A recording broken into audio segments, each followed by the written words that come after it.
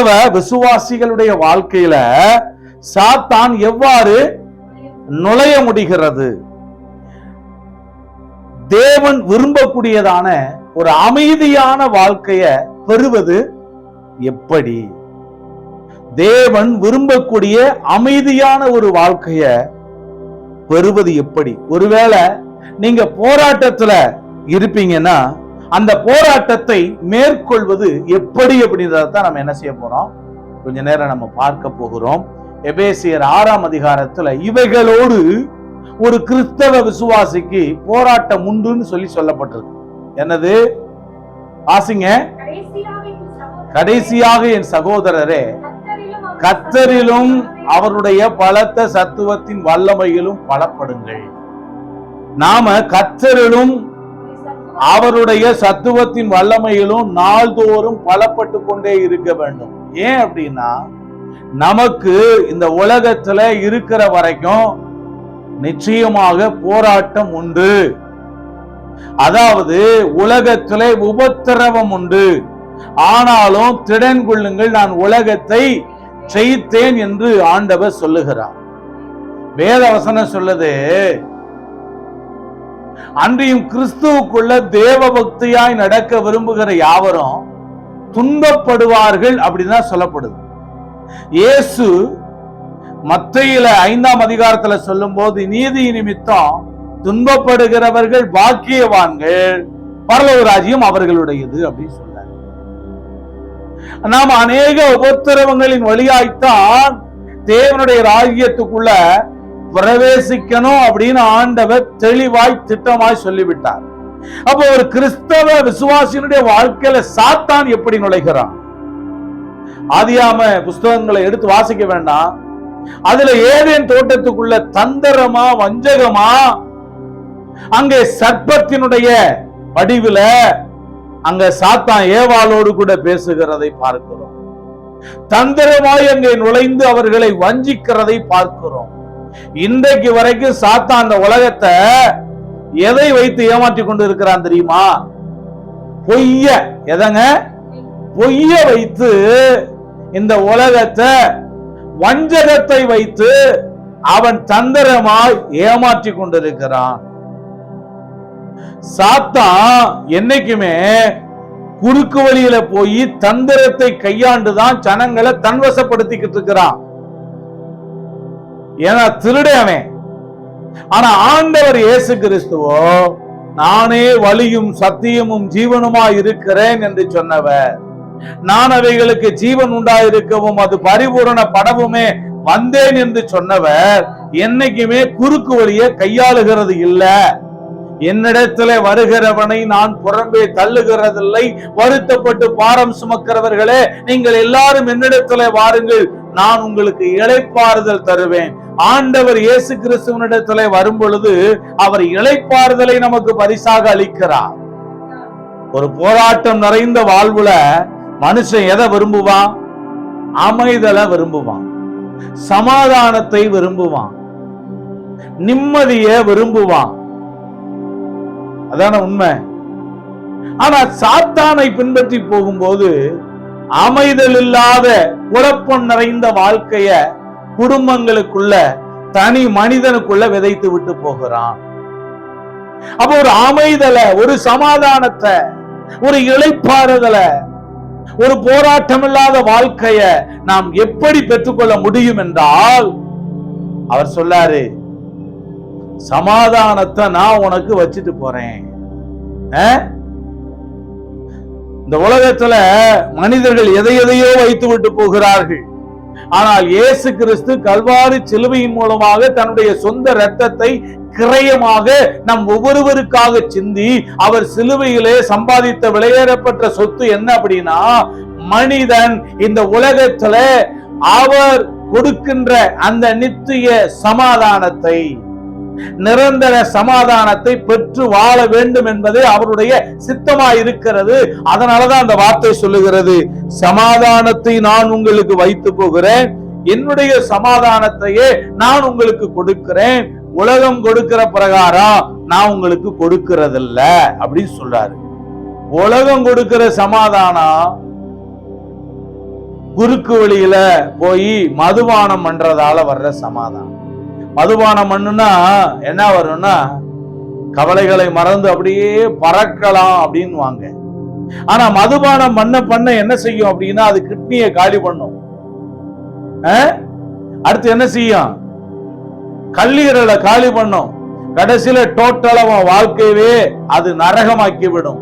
அதனாலதான் ஆண்டவர் நீதிமொழிகள் எழுதி வச்சிருக்கிறார், யாருக்கு வேதனை, யாருக்கு துக்கம், யாருக்கு கலக்கம், யாருக்கு காரணமில்லாத காயங்கள்னா அந்த சாராயத்தை மதுபானத்தை தேடி அதை நாடுகிறவர்களுக்கு தானே அப்படின்னு சொல்றாரு.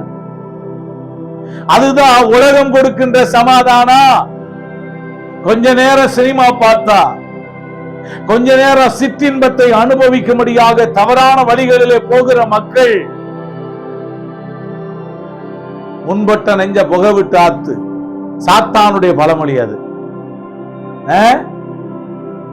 என்ன செய்யும் தெரியுமா? நுரையீரல் கேன்சர் உருவாக்கி விட்டுரும்.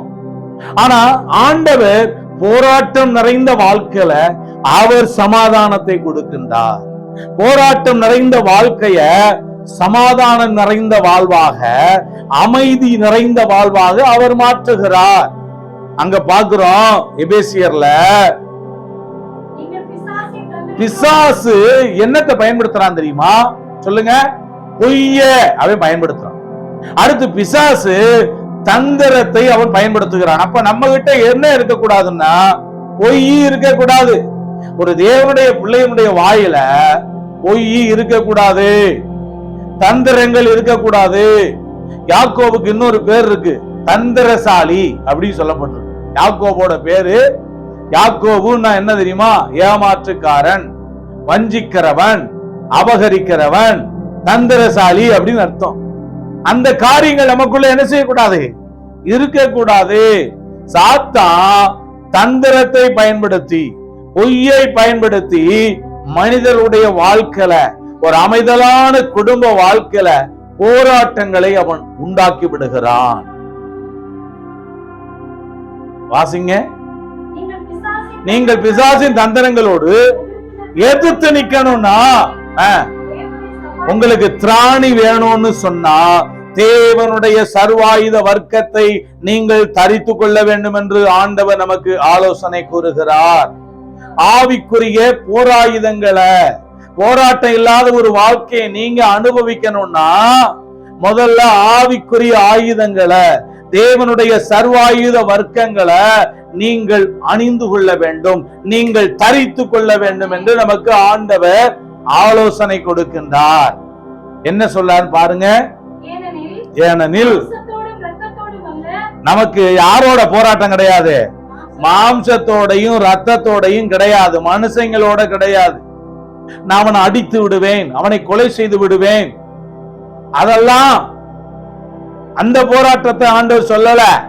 நமக்கு போராட்டம் யாரோட அப்படின்னா, துரைத்தனங்களோடு, அதிகாரங்களோடு, பிரபஞ்சத்தின் அந்தகார லோகாதிபதிகளோடு, வான மண்டலங்களில் உள்ள பொல்லாதாவிகளின் சேனைகளோடும் நமக்கு போராட்டம் உண்டு. போராட்டம் உண்டுயா?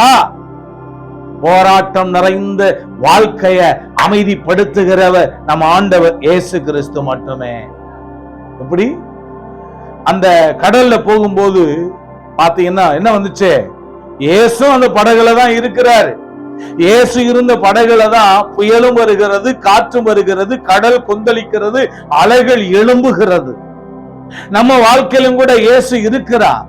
ஆனா அநேக வேளைகள்ல கொந்தளிக்கிற புயல் காற்றுகளை, அலைகளை ஆண்டவர் அனுமதிக்க கூடும். அந்த சூழ்நிலையில நீங்க போராட்டம் இல்லாம அவைகளை எதிர்த்து நிக்கணும்னா தான் அந்த எபேசியர்ல சொல்லப்பட்டிருக்கிற வார்த்தைகள். அவர் எழுந்து நின்னார் இயேசு. அவர் எழுந்து நின்று என்ன பண்ணாரு? இறையாதே, காற்றை பார்த்து, கடலை பார்த்து இறையாத, அமைதலா இரு. இன்னைக்கும் கூட நம்முடைய போராட்டம் நிறைந்த வாழ்க்கையில இயேசு தம் வார்த்தையை அனுப்புகிறார். என்ன சொல்லாருன்னா, இறையாதே, அமைதலா இரு. நிறைய பேருடைய வாழ்க்கையில வியாதியினால போராட்டம், நிறைய பேருடைய வாழ்க்கையில கடனால போராட்டம், நிறைய பேருடைய வாழ்க்கையில வேலை இல்லாததுனால, தன்னுடைய தேவைகள் சந்திக்கப்படாததினாலே போராட்டம். நிறைய பேருடைய வாழ்க்கையில தேவையற்ற மனிதர்கள் மூலமாக, விரோதிகள், எதிராளிகள் மூலமாக எழும்புகிற போராட்டம், நிறைய பேருடைய வாழ்க்கையில புள்ளி சூனியம், செய்வனைகள், இப்படிப்பட்டவைகளினாலே, பிசாசின் கட்டுகளினாலே போராட்டம். ஆனா எல்லா போராட்டத்தையும் மாற்றி இயேசு உன் வாழ்க்கையில நிம்மதிய, சமாதானத்தை, அமைதல அவர் கொடுக்க அவர் வல்லவராக இருக்கிறார். அவர் இறையாதை அமைதலாயிரு என்று பேசினார். ஆனா நீங்களும் நானும் தேவனுடைய வார்த்தையின் மேல நம்பிக்கையை வச்சு, விசுவாசத்தை வச்சு அந்த போராட்டத்தை பார்த்து என்ன செய்யணும்னா, நாம பேசணும். தேவன் நமக்கென்று எபேசியர் 6:10 வைக்கப்பட்டிருக்கிற 10 முதல் 18 வசனங்கள்ல பார்த்தோம்னா, அதுல வைக்கப்பட்டிருக்கிற அந்த சர்வாயுத வர்க்கங்களை அனுதினமும் நாம் எடுத்து நாம் தரித்துக் கொள்ள வேண்டும். அந்த ஆயுதங்களை பற்றி சொல்லுங்க. ஆகையால் தீங்கு நாளிலே நீங்கள் அவைகளை எதிர்க்கவும், சகலத்தையும் செய்து முடித்தவர்களாய் நிற்கவும், திராணி உள்ளவர்களாகும்படி தேவனுடைய சர்வாயுத வர்க்கத்தையும் தரித்துக் கொள்ளுங்கள்.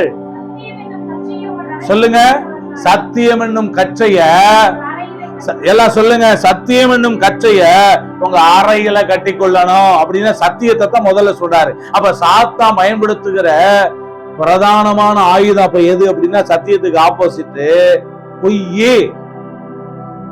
ஏன்னா ஆண்டவர் சொல்லும் போது யோவான்ல 8:44 நினைக்கிறேன், அதுல பாத்தீங்கன்னா, சாத்தான் ஆரம்பத்துல இருந்தே அவன் பொய்யனும், பொய்க்கு பிதாவுமா இருக்கிறான்.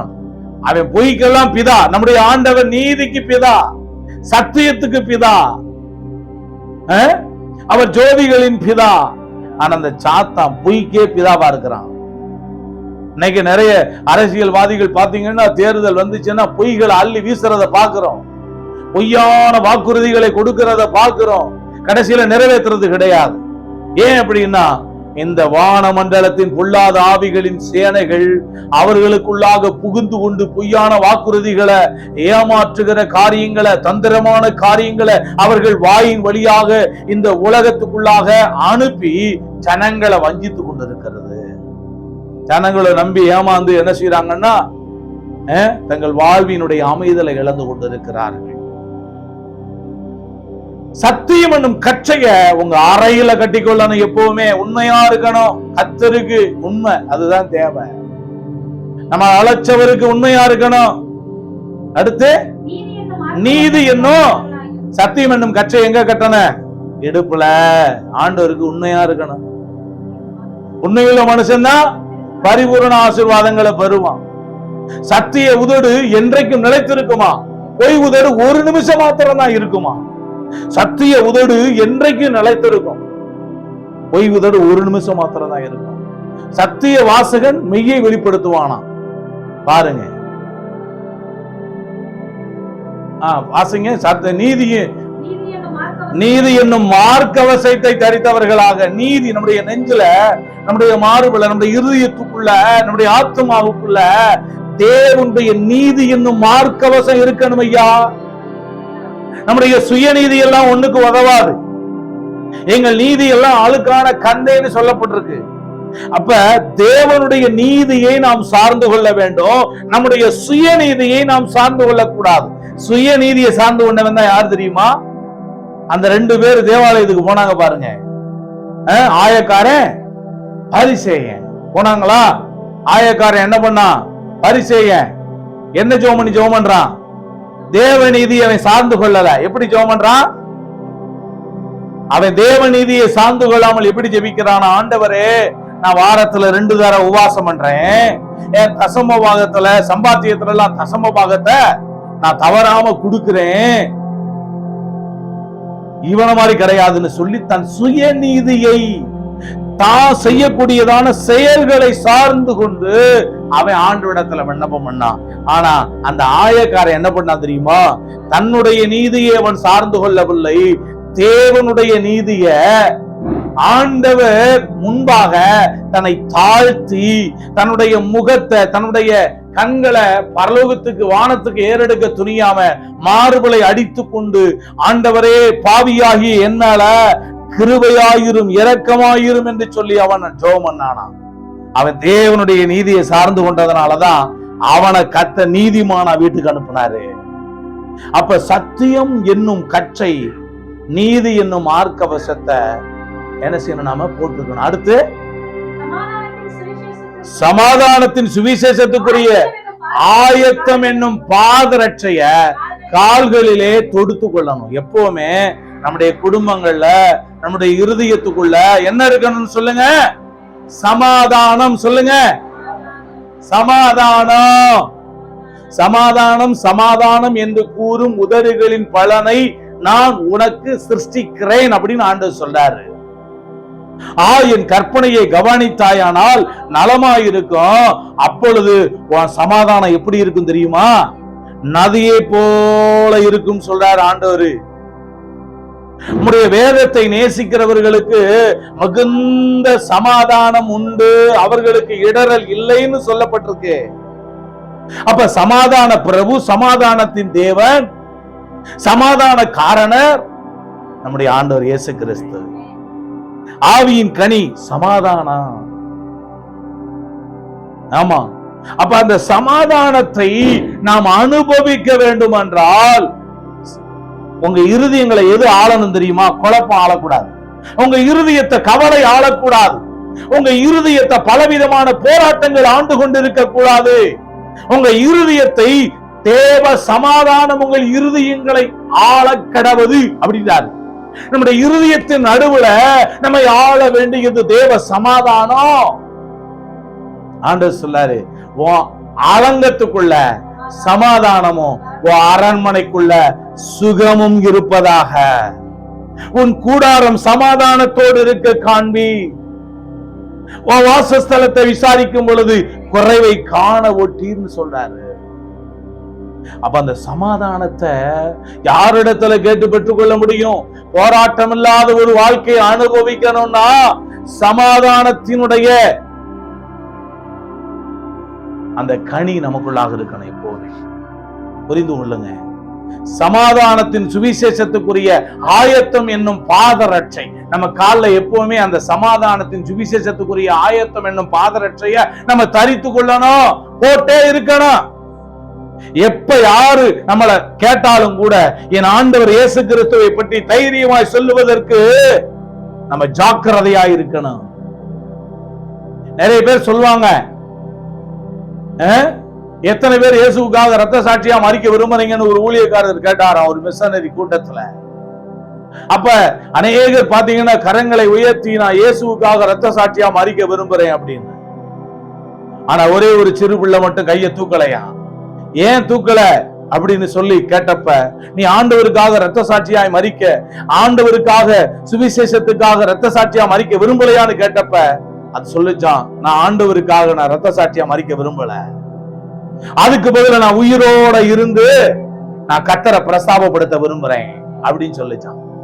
உயிரோட இருக்கிறது தான் ஆண்டவருக்கு பெரிய ரத்த சாட்சி. செத்து போனா ஒரே நிமிஷத்துல செத்து போயிருவாங்க. ஆனா உயிரோட இருந்து அவருக்காக வாழணும், உயிரோட இருந்து இயேசுவுக்காக என்ன செய்யணும்? வாழணும். அவரை பற்றி எங்கெல்லாம் போகணுமோ அங்கெல்லாம் சொல்லணும். அதான் சமாதானத்தின் சுவிசேஷத்துக்கு ஒரு ஆயத்தம் என்னும் பாதரட்சை. அந்த பாதரட்சையை போட்டிருந்தீங்கன்னா சாத்தா சும்மா விடுவானா? நோண்டி பார்ப்பான். ஆனா நீங்க ஆண்டவர் இயேசு கிறிஸ்துவை பற்றி எங்கெல்லாம் வாய்ப்பு கிடைக்கிறதோ, சமயம் கிடைக்கிறதோ அங்கெல்லாம் அவரை பற்றி தைரியமாய் நீங்கள் சொல்ல வேண்டும். நல்லா கவனிங்க. என்னை பற்றி, என் வார்த்தைகளை பற்றி யார் சொல்ல பாத்தீங்கன்னு சொன்னா வெட்கப்படுறானோ அவனை பற்றி என் பிதா முன்பாக, தூதர் முன்பாக நான் சொல்லுவதற்கு வெட்கப்படுவேன்னு சொல்லி இயேசுவே தன்னுடைய வார்த்தையில சொல்லி இருக்கிறாரு. அப்ப சமாதானத்தின் சுவிசேஷத்துக்குரிய ஆயத்தம் என்னும் செருப்ப அந்த பாதரட்சியை நம்முடைய கால்களை போட்டுக்கணுங்க எப்பவுமே. அதுதான் போராட்டம் இல்லாத வாழ்க்கைக்கான ஆயுதம். அடுத்து பிசாசு என்ன பண்றானா? புல்லாங்கானியையும் டெய்லி எரிஞ்சு எய்துகிட்டே இருக்கானா. பாத்தீங்கன்னா எப்படிங்க? கையில வச்சுக்கிட்டு நிறைய புல்லாங்கானியையும் அக்னி ஆஸ்திரங்களை எல்லாம் அவிச்சு போடணும்னா, அவிச்சு ஒண்ணுமில்லாமக்கி போடணும்னா எல்லாவற்றுக்கும் மேலாக கையில என்ன பிடிச்சிருக்கணும்? விசுவாசம் என்னும் கேடகத்தை பிடிச்சு நிக்கணும். முடிவு வரையும் நிலைத்திருக்கிறவனை ரட்சிக்கப்படுவான். நீ போராட்டம் இல்லாத ஒரு அமைதலான ஒரு வாழ்க்கையை வாழணும்னா கடைசி வரைக்கும் ஆண்டவர் உனக்கு இருதயத்துக்குள்ளாய் கொடுத்திருக்கிற தேவனுடைய விசுவாசம் என்னும் கேடகத்தை உன் கரங்களிலே பிடித்து கொண்டு அவருக்காக நற்கந்தகமாக சாட்சியாக முன்மாதிரியாக வாழு. ஆமென். விசுவாசம் என்னும் கேடகத்தை பிடிச்சு நில்லு. அவன் இப்ப பார்த்தாலும் என்ன 24 hours 24 மணி நேரமும் உன் மனசுக்கு நேரா என்ன செய்வானா அக்னி அஸ்திரத்தை ஆமா கண்ணுக்கு விடுவான், காதுக்கு விடுவான். காதுல நிறைய பாட்டுகள் மூலமா விடுவேன். கண்ணுக்கு நிறைய பாத்தீங்கன்னு சொன்னா இந்த உலகத்துல இருக்கிற சிற்றின்பங்கள் எல்லாம் காமிச்சு காமிச்சு அப்படியே உள்ள விடுவான். இத பாரு எவ்வளவு அழகா இருக்கு பாத்தியா, இங்க பாரு எவ்வளவு கவர்ச்சியா இருக்கு பாத்தியா அப்படின்னு கண்ணு வழியா விடுவான். காது வழியா நிறைய பாட்டு ராக் மியூசிக்குகள் மூலமா விடுவான். நிறைய வாய் மூலமா விடுவான். நிறைய மனுஷர்கள் மூலமா அக்னி அஸ்திரங்களை விடுவான். இயேசு கிறிஸ்துவை பார்த்து விட்டான். எப்படி இந்த உலகத்தினுடைய ராஜ்யங்கள் எல்லாம் ஒரு நிமிஷத்துல அவருக்கு காண்பிச்சு படம் பார்த்தவரை இயேசு கிறிஸ்து தான். தியேட்டருக்கு போகாம ஏசப்பாட்டை காமிக்கிறான். அவன் உண்டாக்குனவர்கிட்டே அவன் காமிக்கிறான். ஒரு நிமிஷத்துல இந்த உலகம் முழுவதையும் சகல மகிமை அவருக்கு காண்பிச்சான் போட்டு காமிச்சு இதையெல்லாம் நான் உனக்கு தருவேன், என்னை சாஷ்டாங்கமா உணர்ந்து பணிஞ்சுக்கிட்டான். ஆண்டவர் என்ன பண்ணாரு, அவருக்குள்ள இருந்த விசுவாசம் என்னும் கேடகத்தை அவர் பயன்படுத்தினார். அதே போலதான் நீங்க சாத்தான் பலவித சோதனைகளை பலவிதமான இப்படிப்பட்டதான வேலைகள்ல எல்லாம் நீங்க என்ன செய்யணும்னா விசுவாசம் என்னும் கேடகத்தை பிடித்து கொண்டு சாத்தானுடைய சோதனைகளை அவனுடைய போராட்டங்களை நீங்க மேற்கொள்ளணும். விசுவாசமானது நம்பப்படுகிறவர்களின் உறுதியும் காணப்படாதவைகளின் நிச்சயமுமா இருக்கிறது. நீ விசுவாசித்தா தேவ மகிமையை காண்ப. விசுவாசிக்கிறவன் ஒரு நாளும் பதற மாட்டான். அடுத்து விசுவாசிக்கிறவன் தான் என்ன செய்ய மாட்டான்னா விசுவாசத்தினாலதான் நீதிமான் பிழைப்பான்னு சொல்லப்பட்டது. நீ விசுவாசத்தினாலதான் பிழைக்கணும். ஆண்டவர் எல்லா அதிகாரத்தை விட பாருங்க, விசுவாசம் என்கிற அதிகாரத்தை எபிரேயர் 11 பெரிய நீண்ட ஒரு அதிகாரத்தை போட்டார். அப்ப விசுவாசம் என்பது ரொம்ப ரொம்ப ஒரு தேவனுடைய பிள்ளைக்கு முக்கியமான ஒண்ணு. விசுவாசம் என்னும் கேடகத்தை, அடுத்து ரட்சணியம் என்னும் என்ன சீரான்னு சொல்லுங்க, எல்லாம் சொல்லுங்க. ரட்சணியம் என்னும் தலைச்சீரா. ஹெல்மெட் ரோட்ல போகும்போது ஹெல்மெட் போடு அப்படின்றாங்க. ஏன் ஹெல்மெட் போடுங்கன்றாங்க? கீழே லேசா தலை அடிபட்டாலும் கூட மூளைச்சாவு அடைந்து விடும். தலையில மட்டும் ஒரு மனிதனுக்கு அடிபடவே கூடாதுன்னு சொல்லுவாங்க. ஏன்னா தலையில தான் இந்த உடலை இயக்கக்கூடிய முக்கியமான பார்ட் இருக்கு. ஒரு மனுஷனுக்கு உயிர் இருக்கும், ஆனா மூளைச்சாவு அடைந்துட்டா அந்த மனுஷனுக்குள்ள இருக்கிற உயிர் வீணானது. ஆமா, சிரசே பிரதானம், சிரசே பிரதானம். அப்ப ஒருத்தனுக்கு ஒரு ஆக்சிடென்ட்ல அவன் மூளைச்சாவு அடைந்து விட்டால் அது உயிர் இருந்துகிட்டு தான் இருக்கும். அதுக்கு என்ன சொல்லுவாங்க? அந்த டெத்துக்கு மருத்துவத்துல படிச்சவங்களுக்கு தெரியல, சோத்திரம் ஹோமா ஸ்டேஜ் போயிட்டாங்க அப்படின்னு சொல்லுவாங்க இல்ல. அப்ப மூளைச்சாவு அடைந்தவர்கள் ஹோமா ஸ்டேஜில், ஆனா உயிர் இருக்கும். ஆனா அதனால எந்த பிரயோஜனமும் கிடையாது. காரணம் என்னன்னா தலைச்சீரா போடப்படவில்லை, ஹெல்மெட் போடல. அதனால மூளைய அது என்ன செஞ்சிருச்சுன்னா அட்டாக் பண்ணிருச்சு. மூளையில ரத்த கசிவு ஏற்பட்டு மூளைச்சாவு அடைந்து அந்த நபர் உயிரோடு இருப்பார், மற்ற எந்த உடல் உறுப்புகளும் வேலை செய்யாது. அதே போலதான் நாம தலைச்சீரா, ரட்சணியம் என்னும் தலைச்சீராவை நாம ஹெல்மெட்டா தலையில போடல அப்படின்னா நாமும் கூட ஆவிக்குரிய வாழ்க்கையில செயலற்றவர்களாய் நாம் காணப்படுவோம். அப்ப ரட்சணியம் எனும் தலைச்சீரா எதுக்கு? ஏன் அப்படின்னா இந்த இதுலதான் என்ன வருது தெரியுமா? என்ன வருது? துர்ச்சிந்தனை உள்ள மனுஷனை கர்த்தர் ஆக்கணைக்கு உட்படுத்துவார்னு சொல்லி போடப்பட்டிருக்கு. துர்ச்சிந்தனை அப்படிங்க. அது மட்டும் இல்ல, மாம்ச சிந்தை மரணம் அப்படின்னு சொல்லி போடப்பட்டிருக்கு. நான் அக்கிரம சிந்தை கொண்டு இருந்தேனால் தேவன் கர்த்தர் எனக்கு செவி கொடார் அப்படின்னு சொல்லப்பட்டிருக்கு. நான் வீண் சிந்தனைகளை வெறுத்து உடைய வேதத்திலே பிரியப்படுகிறேன் என்று சொல்லி கர்த்தருடைய வசனம் சொல்லுகிறது. பாத்தீங்களா சிந்தைய பத்தி? அவர்களை கர்த்தர் கேடான சிந்தைக்கு ஒப்பு கொடுத்தார்னு ரோமர் 1ஆம் அதிகாரத்தில் எழுதப்பட்டிருக்கு. கேடான சிந்தை, வீண் சிந்தை, அக்கிரம சிந்தை, மாம்ச சிந்தை, இப்படி சிந்தனைகள் எல்லாம் இந்த மண்டைக்குள்ள வரும்போது தேவனை விட்டு ஒரு மனுஷன் பிரிக்கப்படுறான். அப்ப நமக்குள்ள இருக்க வேண்டிய சிந்தை என்ன சிந்தை தெரியுமா? எங்களுக்கோ கிறிஸ்துவின் சிந்தை உண்டாயிருக்கிறது. அப்ப ரட்சணியம் எனும் தலைச்சீரா நீ போட்டு இருந்தாத்தான் எப்படி இருப்ப? கிறிஸ்துவின் சிந்தை உடையவனாக, கிறிஸ்துவின் சிந்தை உடையவளாக நீ இருப்பாய். அப்ப உன் வாழ்க்கையில போராட்டங்கள் அகன்று போகும். போராட்டத்துல நீ ஜெயம் கொள்ளுவ. அடுத்த வார்த்தை கடைசியா சொல்றாரு, தேவ வசனமாகிய ஆவியின் பட்டயத்தை எடுத்துக்கொள்ளுங்க. இது என்னவா? இது என்னவா சொல்லுங்க? கண்களை மூடி அல்ல, கண்களை திறந்து வசனத்தை கேளுங்க. தேவ வசனமாகிய ஆவியின் பட்டயத்தை எல்லாம் கைகள்ல வேத வசனங்களை வைத்துக் கொள்ளுங்க. இது கையில் இருக்கணும். ஆமா, புத்தகமா இருக்க கூடாது. உங்க இருதயத்துக்குள்ள கர்த்தருடைய வசனங்கள் இருதயத்துக்குள்ள. ஆண்டவர் சொல்றாரு, உம்முடைய வேதம் என் இருதயத்துல இருக்கிறது. நான் உமக்கு விரோதமாய் பாவம் செய்யாதபடிக்கு உம்முடைய வாக்கை என் இருதயத்துல வைத்து வைத்தேன். உன்னை பார்க்கலும் வேதம் நல்லதுன்னு சொல்லப்பட்டிருக்கு. அப்ப ரட்சணை நீங்க பாருங்க, கடைசியாக வேத வசனமாகிய இந்த இருபுறமும் கருப்புள்ள பட்டயம், அத கைகள்ல ஒரு பக்கம் விசுவாசம் எனும் கேடகம், இன்னொரு பக்கம் ஆவியின் பட்டயம் ஆகிய வேத வசனம். 4ஆம் அதிகாரத்துல சாத்தான் போராட்டத்தை இயேசுவினுடைய வாழ்க்கையில திணிக்க வந்த பொழுது அவர் எதை கொண்டு ஜெயித்தார் என்றால், பாருங்க, கர்த்தருடைய வசனங்கள் எழுதப்பட்ட சங்கீதம் 91 வார்த்தைகளை எடுத்து அத சாத்தான் சொல்லும் போது அவனுக்கு எதிராக அதை பயன்படுத்தினார். ஏன் அப்படின்னா, கரங்களிலே, அவருடைய இருதயத்துல, அவருடைய சிந்தனையில, அவருடைய ஆத்மாவில வார்த்தைகள் இருந்தது. அவரே வார்த்தையாக இருந்தார். நீங்களும் கூட தேவனுடைய வார்த்தைகளை இருதயத்துக்குள்ள நிரப்பி வைத்துக் கொள்ளணும். ஏன்னா எந்த பட்டயத்தை காட்டிலும் இருபுறமும் கருப்புள்ள பட்டயம் அந்த வேத வசனம்.